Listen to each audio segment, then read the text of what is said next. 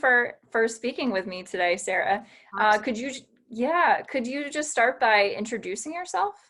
So my name is Sarah Quinn. I am the Director of Admission at Miss Porter's School. I've been here for 4 years as the Director of Admission. And prior to that, I was a teacher here. I taught English and art history. Awesome. Okay, so we are going to go right into our questions. So where is Miss Porter's located, and could you describe the surrounding area and your campus? Yeah, so we are located in Farmington, Connecticut. We're sort of not far from Hartford and sort of smack between Boston and New York City. We're about a 2-hour drive to each major city. We have an airport that's really close, about 20 minutes away in Hartford.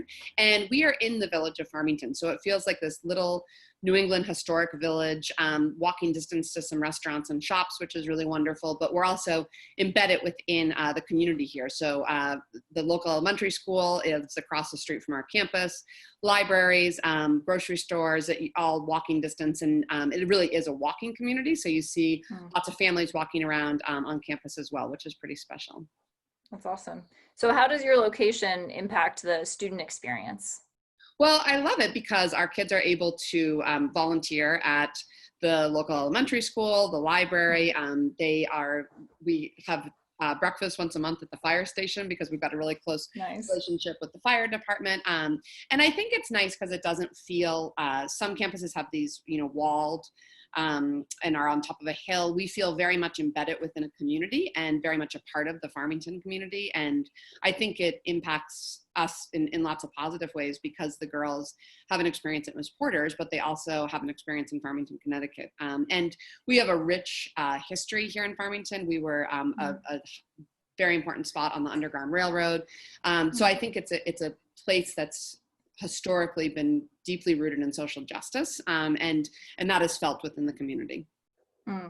So how would you describe kind of like the ethos or the values and what type of community you guys have at Porter specifically? So one of the things I always talk about is our mission statement concludes with our girls will be bold, resourceful, ethical global citizens. Our graduates are prepared to shape a changing world. And, lots of schools have mission statements that live on paper or on a view book, but aren't put into practice. And our mission statement guides every single thing that we do. So that part that concludes our graduates are expected to shape a changing world. We are very outward facing and outward focused. And we talk all the time about, how are you going to make the world a better place? And our curriculum aligns with that. And so I think that is a really unique part of being at Miss Porter's. You don't just learn your math and your history and your science. You really leave emboldened and prepared to think critically about the world around you and to look at it and really you have a responsibility to make it better. And I think that there is this incredible 176-year history of women who have gone here. And so you enter into college and later the workforce as part of this connected group of females who are truly working to make the world a better place. And that is very special, I think. What is a surprising or little known fact about Porter's? So I think there's lots of modern day things. I think one of the really cool things, I just talked about the history of the school, being 176 years old, because we are in the Farmington Valley, our hands are tied a lot by the Farmington Historical Society. So we can't make a lot of changes to campus, and all of the girls live in these old historic mansions. And oftentimes there is a long history of the girls carving their names on the windows of these mansions. So it's really cool to be in a room. I'm sitting in my home right now, which is right in the heart of the Farmington Village, and there's a carving on our window of a girl from 1874. So when we first moved in, we saw 74 and we're like, well, that's not old. And then you can see the 18 in front of it. So again, I think just the deep history that the girls experience. Awesome. What is one of the favorite foods in the dining hall that you guys have? So action stations are very, very important. And the girls, this is not my favorite food. I love our salad bar. But probably once a month, they have an action station, which is all like popcorn food. So it's popcorn shrimp, popcorn chicken, French fries. It's really, it's a favorite of the girls because they get these red and white containers, like boxes that they get to fill and bring those out. And then every Wednesday night we have ice cream, which is really special as well after games. Nice. What is a favorite annual school tradition? So we have lots and lots of traditions, but probably the one that the girls love the most is called Singing in the Garden. And in the spring, as we prepare for graduation, we gather probably 8 times. And the girls have these songbooks that are handed down from generation to generation. So the same songs have been sung for 176 years. And that's a really nice one. It just feels like a big part of spring. And they march around campus and sing these songs, and they like it. It sounds sort of prissy and very much like a girls' school, but it's really fun, and they get excited about it. And then they move into some more modern songs that they like. Great. What is something new and exciting that's happening at Porter's? So we have an incredibly progressive curriculum. I talked about the girls being asked to shape a changing world and to think about that. In order to empower them to do that, we really have a lot of our courses are interdisciplinary. We know that the world is not divided into specific silos, and if you study English, you don't tend to go out and just practice your English. The work that we're asked to do is very cross-disciplinary, and the world is changing rapidly. So a number of our classes have those cross-disciplinary focuses, and we also have 3 institutes at the school: an Institute for Global Education, an Institute for Science and Research, and an Institute for Technology, Innovation, and Entrepreneurship. And the girls can pursue those passions. And we feel that those 3 institutes really help them, again, with this mission to shape a changing world. So every girl has to take sort of an intro to entrepreneurship. They've got to make their own app. They have to pitch. They have to get funding, and that the endeavor that they pursue has to solve a real world problem. And that's a really tricky thing for a lot of the girls at first. They're super being forced to think outside the box. But I think that it prepares them really well as they go off on college and the workplace. Mm. What was a hot topic on campus this past year? Certainly, we moved to online learning in March as the pandemic came, and we actually created a course on global pandemics that we exposed not just our girls to, but other girls could join that as well. Black Lives Matter has been a huge issue that the girls are actively talking about and thinking about. We have a number, obviously, I think that issues around women, global issues and domestic issues are something that our girls tend to be pretty passionate about. So as we thought about the Black Lives Matter movement, we were really focusing on how it affects women of color and talking a lot about that as well. And our kids are really, really cognizant about outside world events, very deeply involved. And so I think that even though we've been online, I've been really impressed with the robust Zoom conversations we're having and club meetings continuing. That's great. Just a question about your teaching faculty. So who are the teachers in students' lives, and what kind of roles do they play? So faculty, some of them live in dorms. A lot of them just live here on campus. We do have house directors, so that's a specific job where you would have a house director who's on duty 5 to 7 nights a week. But our faculty, they coach. And one of the things I say, not having to be on duty in the dorm allows them to really excel at their craft.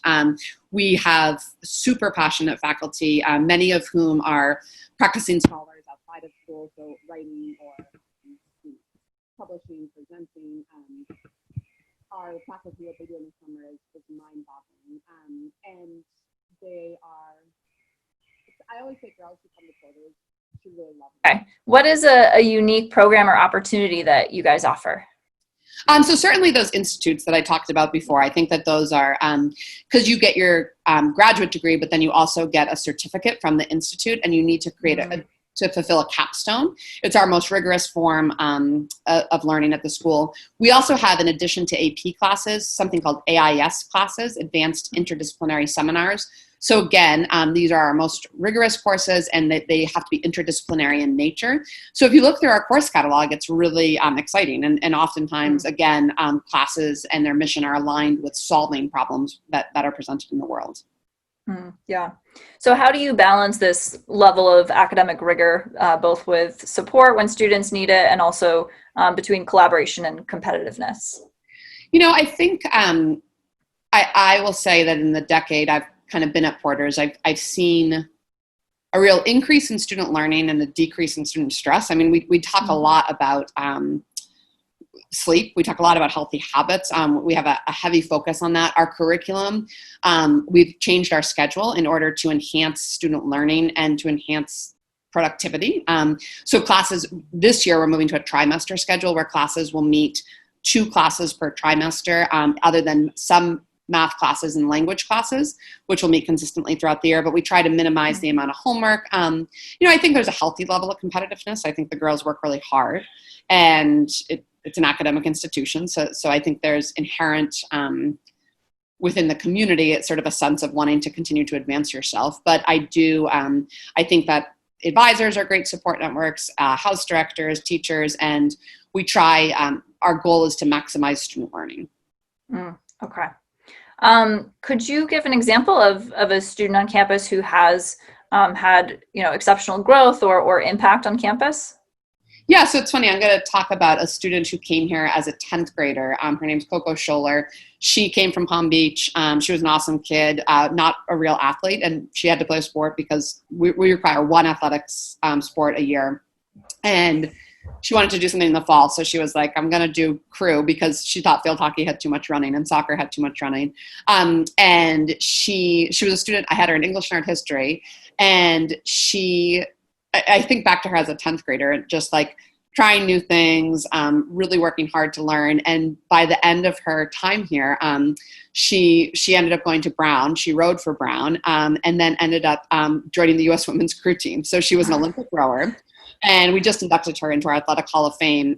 She competed in the Olympics, and then she's now working on Wall Street. And she was talking when she was back on campus, and it's so cool to see that full arc. And she talked about what she learned through sports and how that's helping her in her career now. But, for her, she's like, I had never even tried this. And I came to campus and ended up running for the U.S. women's team. So it was just a really cool way, and I think of her, I got to see her for 2 full years because I taught her in English and then in art history. And just the way that she came out of her shell and the way that she was willing to accept failure and see how that helped her grow, which was really awesome. Yeah, definitely. What are some of the qualities that make for an attractive candidate who's going to be a good fit at Porter's? So certainly we're looking for curiosity about the world. I ask kids a lot about, tell me what's going on in the world that you're passionate about right now. We by no means expect that you are a finished product in 8th grade, and we know that you're still growing, but I am looking for that curiosity. I think that willingness to collaborate. As I mentioned, we throw girls into classes that are very non-traditional. They're going to be in that intro to Thai class as soon as they come. And so a willingness to step outside your comfort zone and to try new things. And certainly a willingness to be a community member. If you are sort of somebody who just wants to follow a traditional path, who wants to go to classes and mind your own business, I would probably say this isn't the right school for you. But if you are willing to really grow as a scholar, to be curious about the world, and to be deeply involved in the community, then this would be a good place for you. So through the application process, what types of information or indicators help you discern those types of students who will be able to do that? So certainly the interview. I think teacher recommendations are really, really important. This year, along with many other schools, we're going to be going test optional. We will still require the TOEFL for our second language, English as a second language learners. But I think that, looking at the essays that kids write, I being an English and art history teacher, in the admissions process, even before we were test optional, that wasn't hugely important to me. But looking at also, I ask kids a lot, tell me about the classes you're passionate about. What are you doing in those classes? And looking at their grades, certainly that will be an important factor. But I do think the combination of the interview and the teacher recommendations are very, very important. Yeah. And so you kind of mentioned one interview question already. Are there any other ones that are helpful to reveal more about a student's character? And we've talked about this a lot in our office. None of us have sort of a script that we follow. Right. And it's so funny to see how things unfold. I share a story sometime when I'm on a panel. Sometimes I'll ask kids just for fun, if you could have 3 people to dinner, living or dead, who would it be and why? And this one kid once said, I'm trying to remember, it was like somebody from a Korean pop band, Brad Pitt, and I forget the third answer she had. And she wrote me that night, like, I'm so sorry, I should have said Mother Teresa. And I said, no, you shouldn't. You know, we expect you to have like funny, fun aspects about yourself. And so I think that that's the most important thing I say to kids. I don't want a canned answer. I want to have a conversation with you, and I want to learn about you. And the questions I ask kind of come from what I begin to learn about you. And so just be comfortable and confident in who you are. Do you have any advice for families and students embarking on this boarding school application process? You know, I mentioned our mission, and I do think it's really important for kids to look at the mission of a school and to be open-minded. You know, I'll be honest, when I got asked to apply for a job here in 2007, I was like, nope, not doing all girls. That's weird. It's not for me. It's not where I went to school. And I ended up sort of hesitantly coming to campus with a chip on my shoulder, like, this isn't going to be what I want. And I spent a day here, and I went to classes, and I met with the head of school, and I went to a practice, and I cried at the end of the day, and I came home, and I said to my husband, if I don't get a job there, I don't know what I'm going to do. And I proceeded to make a life here. And I see a lot of girls come to us because somebody's like, you should look at one all-girls school, and we're usually who they look at. And I see them come in, and when they have that chip on their shoulder, I'm kind of excited, because I'm like, game on, here we go. And so I think, and many of them enroll, and they say, you know, I never thought I would want all girls. And ultimately they choose us not because we're all girls, but because of the program that we offer and what comes with that. And so I think being open-minded, explore a small school, a big school, a single gender school, and just see what's out there, because you may be surprised by what you're faced with. Thank you so much, Sarah. This was very, very helpful.